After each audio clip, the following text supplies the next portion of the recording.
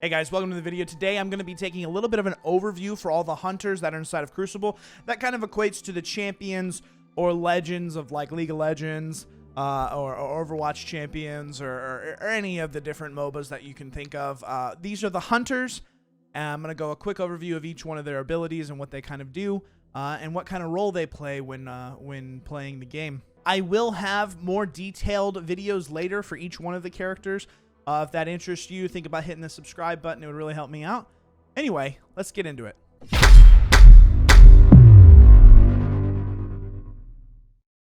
So when logging in here from the home screen, you're able to go down here to the bottom and change your hunter. Obviously, that's, you know, kind of 101 in the sort of everything. First off, you have a Mendoza here. Just looking at his abilities, you're going to be able to fire your gun. Obviously, you're going to have a sprint key that's going to last for absolutely forever. You're going to be able to do a supply drop, which can give you a bunker or a bunker with a turret, or a bunker that gives you a health pod or a med kit. And then you have an E, which is a flash grenade, and then you have your aim down sights, which is your right mouse button. The biggest thing about Mendoza overall is the ADC, so you want to kind of stay far away and not get hit as often as other champions. And you want to light people up with trying to get headshots. Critical shots are very, very big, considering that his clip is not the largest clip around, if that makes any sense, as far as the magazine size in his gun. I won't go over skill trees. That'll be over in the specific videos for them in and of themselves. But anyway, your abilities here are to be an ADC and stay kind of far away from the action while picking people off. Not super far away. You got to kind of get in the middle of the mix of things because that grenade does not throw especially far. Coming up next, you have Summer. Summer kind of plays as a tank slash bruiser, I guess, if you want to kind of go that way. She's not a full-blown tank because she gets focused. She can go down, but she has more health than the average person, and she has to have close-range combat. First, you have your flamethrowers that are just, you know, your regular click or whatever. They go, I don't know, a couple of meters in front of you, but it's not super far. She has her fire pulse thrusters here, which is a movement generator where she uses both of her cannons, both of her flamethrowers to burst forward. And as you play with her, these boost mechanics increase your burnout, or the max that you go for burnout. As you're playing. Her Q is a magma spiral where she uses both canisters to kind of spin up and light the entire ground on fire. Very useful, but also increases your burnout very quickly. And then number E is an ignition spark, which creates a blast that knocks back your opponents, and it generates heat. You got to be careful with the burnout. I'm going to keep stressing that burnout a ton. And then your right click on your mouse is going to be a fireball, which is just a projectile that gets thrown across the map. Can be very useful for harassing enemies who are either running away or are about to engage in a fight. Just chunking a fireball across it is pretty good in general. And so with all of that being said, the way you would play Summer is you would want to be able to focus an enemy, get as close as possible. So as you can see on Essence level 2 here, when the degrees are above 50%, that's how you want to try and get her into her most dangerous spot. There's a little gauge in the bottom of your screen that weighs, if it's over 50%, you can actually increase more damage as you go. Only, of course, if you're over level 2. Level 2 should come very quickly in the match, and it shouldn't be that difficult for you to actually obtain. Moving on from there, we have Earl. Earl is a tank, is pretty much the easiest that I can say. But with being the tank that Earl is, he also is kind of a sniper, where he's kind of more far range or attacking from a little bit of a length. It's kind of a weird toss-up or mix between the two. He's got a lot of health, and he has an ability to heal with Q right here. But I don't think that you want to be the full-fledged tank that people think. I think your biggest main is to defend other champions as well as possible, and since you're a big target, try and get in front of other champions who might be a little more squishy and put out a little more damage. With that being said, his gun right here with the fire, which is just shooting bullets or whatever, is a Gatling turret, basically. And it has three different canisters that holds your bullets. Those are these canisters right here.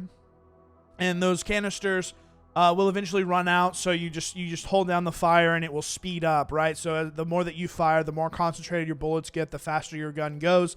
And so with firing all of these, the reload, the thing that I love about the character is that the reload time expands for the amount of canisters that you've used. If you only have 2 canisters that you've used, your reload is a little bit less. It's 2/3 of the time than if you had 3 canisters that you've used. So that's a very interesting mechanic that I think that he has.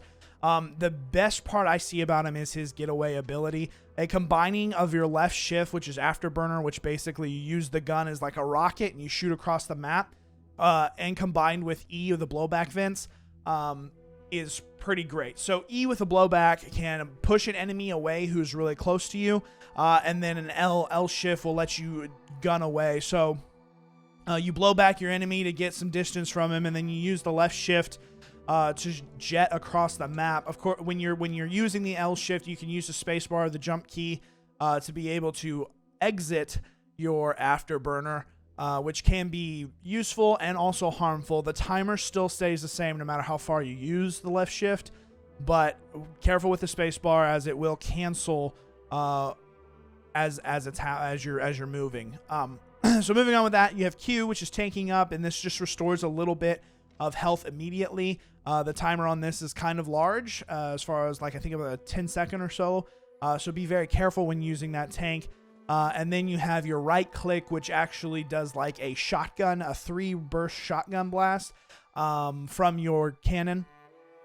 This is useful, very, very useful in close quarter situations to get a ton of damage off, since the fire rate of your regular click will take a little bit time to speed up and actually gain traction. So we're going really slow here. We got to keep moving on and moving a little bit faster. This is Tosca. Tosca is more or less a harassment, toxic type player. When I say toxic, I'm literally meaning like they put a poison on their enemy with the shotgun that you have. Don't be afraid to shoot the shotgun from a very far distance. The bullets do travel regularly as far as across the map. So that's just your fire gun right there. Left shift is a dash, which is, a teleportation type system that moves forward a little bit quicker, and this is useful for escaping, and then de-aiming people, as far as when people are locked in on where your position is. Using a left shift, you actually disappear for a second. It does give a trace of where you're going, so it's not too great. If you can get out of the line of sight of somebody, using 2 left shifts back to back, because you get 2 at the start, and you can raise it to 3 with this last ability down here. Oh wait, no, that's Electric Cloud. On this one right here, on level 4, you actually get a third blink, which is super useful. Q is an electro cloud. This is that green smoky cloud that comes out. Very useful for breaking line of sight and hiding yourself. If you do Q and E right with it, X-ray goggles, when you do Q, you hide yourself, but then E will let you see out of that smoke and be able to see any enemies that are in front of you. Very, very useful for comboing the 2. If you hit Q and then get E right after, you have a very large advantage to be able to shoot enemies from your non-seeing position. In the middle of taping, I just got to follow on the Twitch channel. I didn't think that was going to happen. Anyway, in the middle of taping this, that's what happened. So with that, the grenade just gets a little more damage that happens in the middle. It's pretty great. So that's Tosca for you. I'm going to keep moving on because we're going to keep moving faster. Very powerful, but very, very spongy character Tosca is. So, don't get hit very often. This is Shaqiri. Shaqiri is a switch between a pistol and a sword. It is very, very, very powerful. The sword is. I would feel like she is more up in your face. But she does not have the sustain that other characters do, so you have to be very careful when switching between the two. She does have a few shield mechanics as her abilities, and then this disrupting strike or aim down sights right here is very, very huge, or can be if used properly. So basically, Your first shooter swing is whether you have the pistol out or the sword out, which can be switched with left shift. That determines what this mechanic actually does. You can shoot the pistol with an aim down sight on the right click, so it's just like a Call of Duty type thing. Right click for aiming, and then left click to be able to shoot. Or if you have your sword, you're able to swing. And when you have the sword out, when you're swinging the sword, your ADS then becomes a huge, I don't want to say destroyer. It's a huge weapon that if you hit it, has immense damage over time that gets output. And so in the sword stance, unleash an energy wave that disrupts opponents. And then in pistol stance, it's just aim down sights. So the wave kind of comes into play with the tech tree. But anyway, moving back toward abilities right quick. The Force Dome is a dome that gets created on the map that will block enemy movements and attacks. So it's like a hard shield that happens with her. And so it's like a creative shield that can be beneficial for both keeping enemies away and then also protecting your allies at the same time. The problem is that it's a hard block for everything, both stuff going out and stuff coming in. You just got to be very careful when using it, as you don't want to trap yourself inside with somebody that could be basically a death threat. That could be a death sentence for it happening. And then her E is just a hollow shield that actually repels the attacks that come in on her. So if you aim your shield at a specific character, you can take the bullets that are hitting it and redirect them at the enemy that you're looking at. Can be very useful for blocking attacks, but does not last very long. So be careful when using it, as it could only be, it's just very, very short time that it can actually be used. Moving on from there, you have Bug. Bug is a little robot that can be super, super deadly if you can get characters or corral characters. If you can corral the other champions around one specific spot, his biggest thing is laying down these plants right here with the seed pod with the right click.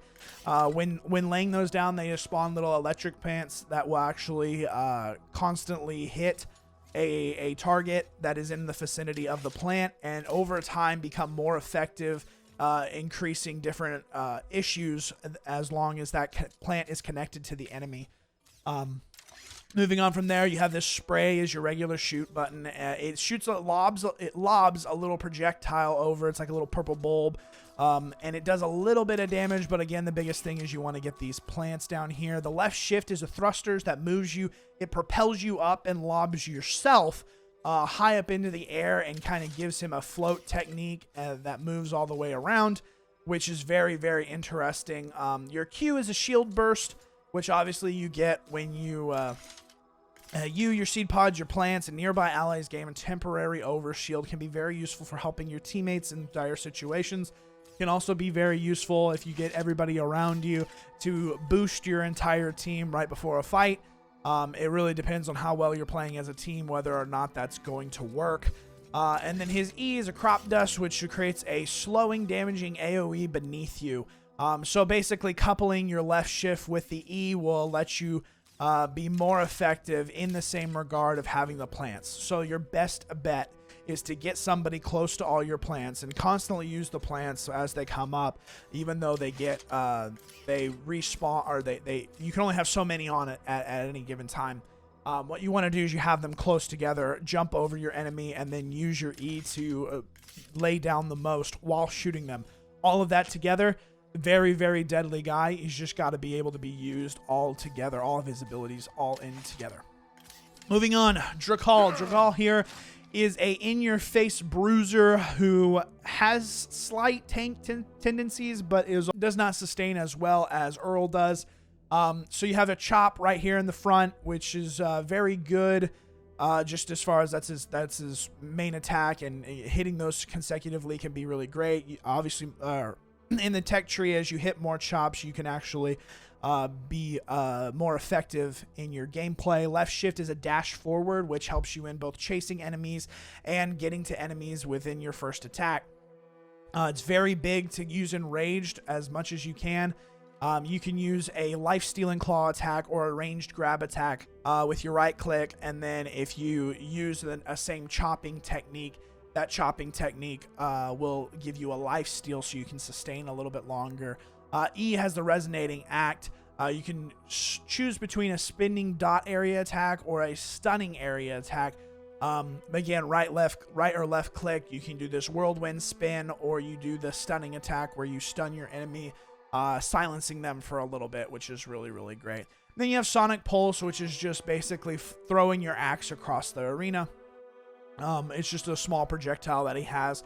Not highly effective, as it takes a little bit of time to recharge, but if someone's going far away, you can hit them with a vibrating axe as they're out of range for you to be able to kill them, which can be very, very good. Very interesting character. Good players will be able to not only sustain good health with using that lifesteal, but will also be able to inflict a lot of damage and then pull people back with the grab and stuff. It can be very effective. Again, mastering each one of these characters is going to take time. It's going to be a kind of a difficult situation for everybody, but it is something that is available. Moving on, you got Rollin' Brother. So he's got like a little tiny robot that goes with him. I don't think I've ever played with him indirectly, just due to the fact that he's not really my cup character type. I feel like he's more of a support type character, and that's usually not what I go through here. But anyway, I think he can be very dangerous. I've seen some people play with him and be very dangerous. But anyway, Knuckle Duster Laser Beam right here fires laser for piercing damage. Attacks generate small amounts of shield. So he heals himself apparently as he's firing with his laser beam. This shoots across the map, I believe, and can shoot up to very high distances. So it could be very, very effective. Scouting ahead to the rest of your brother moves to target location. Tap again to have Rawl teleport to brother's location. Interesting. So this is a movement mechanic that you can send forward your little robot, and then teleport to it if you wanted to do that. I'm sure there's a timer probably that comes back off of that. I'm not really sure, but anyway, laugh it off. Gain personal shield, which increases over time. Interesting. So he can be very, very tanky is what it looks like. Doesn't look like there's much damage output except for that laser beam across the way. He's probably just very, very hard to kill. Shield of Justice, send projectile to shield allies, binding enemies in path. Oh, very interesting. Rollin' Brother, I'm going to have to play as him just to figure out exactly what's going on with it. Heavy melee attack. Drains personal shields to deal additional damage.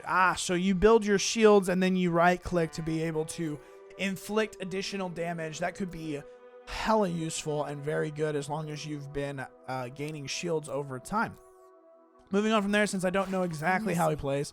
Moving on to Ajonia. I'm hoping I'm saying that right. I'm not sure. But anyway, she's a sniper. Very, very, very, very far away. Attack as far as just the hip fire. Fires a harpoon. It's just shooting over and over again. Her right click is her ADS, which comes into basically a sniper scope. It doesn't necessarily go very far down range as far as the zoom mechanic, but it gives you a crosshair for firing that harpoon, and it goes very, very, very far across the map. Grappling hook is her getaway ability / movement ability. Swings the character. You don't have to really worry about physics when you're trying to make like a pendulum swing or anything like that. Just basically hit up above to be able to swing forward, and it will give you pretty good movement speed. It does take a while to recharge, so she does not have the best escape ability, but if you ever see 2 or 3 enemies pushing you, you want to try and get away as fast as possible. With that, has Q, which is a jamming shroud, which actually makes a very large orb that makes it very difficult to see within. You aren't able to identify what is through it. It's more or less just an opaque type window that you're looking through. It's not the easiest thing, but it also is not the safest thing, as projectiles can go through and enemies can still walk through it. Next, you have the squid mines. You throw these around the map during certain points of interest, such as harvesters, such as the hive. And enemies that come around will get hit. It does dot, I believe, when they hit you, so it's not the most effective thing, but it does kill people if they don't have a med kit and accidentally run into one. That's Ajonia. She's pretty effective if you can hit your targets with the sniper scopes, but again, doesn't have a very high damage output. It's more or less just sticking away from the fight and being able to pick people off with the sniper ability. Sazon is a one-woman army. She is very, very good if you can get the rotation down on her guns. So the only way to basically how she works. And the only way to reload your weapons is you switch between weapons. Q is a inertia gun, which is like a laser gun that is has like probably 20 or 30 bullets in it. And then it switches to E, which is a shotgun, which is really close range. And then you switch to a knife, where if you it makes you go invisible, and then you have to throw the knife, which actually hits pretty hard. And then she has the left shift to be able to move forward a little bit, and then you just have your regular attack, which is the fire gun, whether you have the Q, E, or knife out. So you have to cycle between the weapons not very quickly, but use all the inertia gun, then switch to the shotgun as you're moving in close to the person that you're trying to kill. Shoot all the shotgun, then invis with the knife and try and pull away a little bit, which, throw your knife at the end of the knife invisibility, then switch back to your Q, and if you time it correctly, you can get a very strong and powerful push on attack with all of her abilities. Again, each one of these characters I'm going to go into specific videos eventually, and hopefully be a little more detailed in how to play each one. But overall, guys, that there is the characters that are available in Crucible, all the champions and what they kind of do. Just as a quick overview, it can be very daunting on which one that you actually want to play, and each one is special in its own abilities. There are not classes. I kind of threw out classes as I was explaining each one of them on how to play them. Again, more detailed videos on each character is going to be given on this channel, so if that interests you or you think about playing the game, hit that subscribe button down below, and I'll try to give my best interpretation of what each one is, or how each one should be played, and the best cycling for abilities, plus what your positioning should be for each one of the attacks. Anyway, appreciate you watching the video. I really do hope that you have a wonderful day. More content will be popping up over here. If you want to take a look at any of that, that'd be great. And if you want to say anything to me, I stream on Twitch every single day at 6:30 p.m. Central Standard Time. Would love to see you come by and talk either this game or any other game or anything that I'm playing at the time. Would love to see you over there. Enjoy your freaking day. Deuces, I am out. Goodbye.